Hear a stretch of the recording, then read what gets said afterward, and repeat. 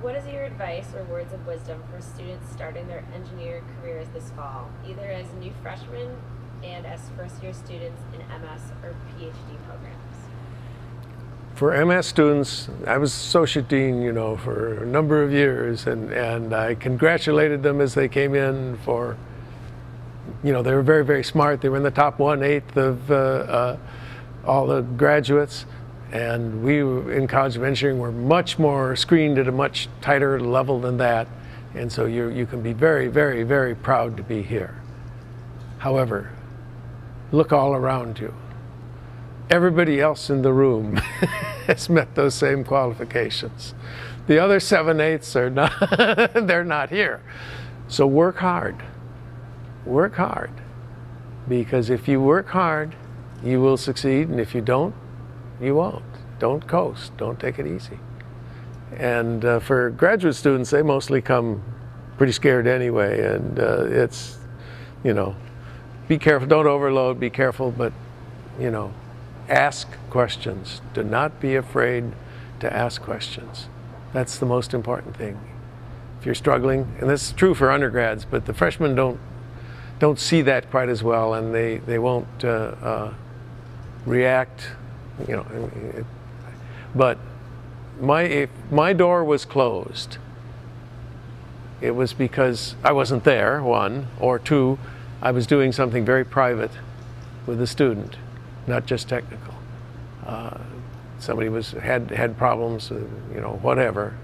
Going to have to leave school or something. I would shut the door then, but otherwise the door was always open, and the students would I'd respect their needs, and they'd come, and if they knew who was in there and said, "Are you talking about this 152A or 152B?" and if they said, "Yeah," I said, "Well, come on in," and so often there'd be 4 or 5, 6 students in the little office room, talking with each other, talking with me.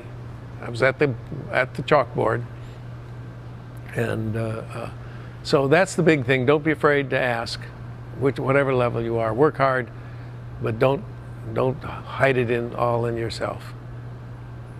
What do you think changes the most in a professor's life?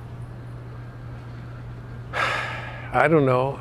That's a hard question. I will say it gets harder and harder to pick out, to remember the students' names and pick out the student. I remember the names. I remember the faces extremely well. The matching process gets stickier and stickier as you go with age. I was out at Fox and Winery, this was a year or two ago, and I looked across and I saw this young man, and he looked sort of familiar, and I couldn't, and we're tasting, and I didn't know that. Well, we'd walked in, my wife had seen him look and stare at me as I'd gone by. And if I'd known that, I'd have said something. Finally, he said, I know you from somewhere. Are you from UCSB? And I said, yes, I'm Roger Wood. And he said, oh, good Lord. So anyhow, he was a former student. And you see this. That's what's hard. I know that face. Where do I know you from? But the ECE and CS faculty have had numerous achievements in research endeavors over the years. What do you think has had the greatest impact? Which do you think has had the greatest impact? Well, of the people in EE and computer science, ECE and computer science, the one person who's had the most impact, I think, was Glenn Culler. And it's for something that nobody even gives him credit for. But he basically, they would have done it eventually, but he revolutionized the world right away. When they were first deciding about ASCII, that's the coding scheme, the bits for the letters and the numbers and whatever. And for a long time, a byte was 6 bits. That's when I was working at SDC. That's what it was. That gives you 32 things you can do. It gives you 64 things you can do. You can do 26 letters. You can do 10 numbers. Now that's 36. You can do special symbols. How many special symbols do you want? You know, it's just wonderful, 6 bits. And Glenn said, yeah, but, and he was a mathematician. He was at times a really pure mathematician. And he said, well, it doesn't feel right. You should have completeness. You shouldn't have just the capital letters, which is what all the old computers, your Fortran, your Jovial programs, whatever, they were all written in capital letters. He says that, and he fought for both caps and lowercase. And if you do caps and lowercase, and you keep a 6-bit byte, you don't have enough for the numbers. You got oh, you got 52, you got 10 numbers, 2 special symbols. That's not, I'm sorry, that's not enough. And so they went, 7 is ridiculous, so they went to an 8-bit byte. And you wouldn't have word processing, you wouldn't have all of these things. You had to get to that sooner or later. He got us to it a whole lot sooner than we would have otherwise. And that's just, he was quite forceful. I wasn't there, but I heard about this from people who were. And he was quite forceful, and we all grumbled and said, well, maybe you're right. And he was right. What has been your greatest achievement in research over the years?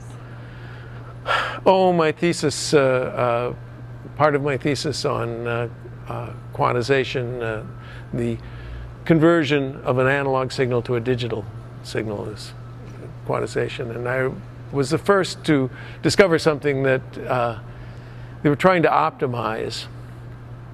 And if you know that the thing that the data that you're gathering has and you're just trying to find like the mean value, you know it's Gaussian distribution and has this big bell shape.